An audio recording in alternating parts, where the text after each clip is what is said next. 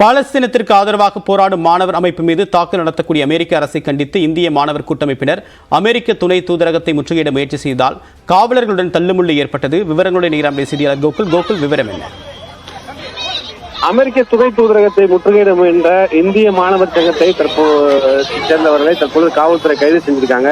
குறிப்பாக சென்னையை அடுத்த சென்னை செல்லாமரிஸ் கல்லூரி அருகே இந்த போராட்டமானது நடைபெற்று வருகிறது. பாலஸ்தீனத்தில் அமெரிக்க அரசுக்கு எதிராக போராடக்கூடிய மாணவர்கள் மீது நடைபெறக்கூடிய தாக்குதலை கண்டித்து இந்திய மாணவர் சங்கத்தினர் இந்த போராட்டத்தை நடத்தி வர்றாங்க.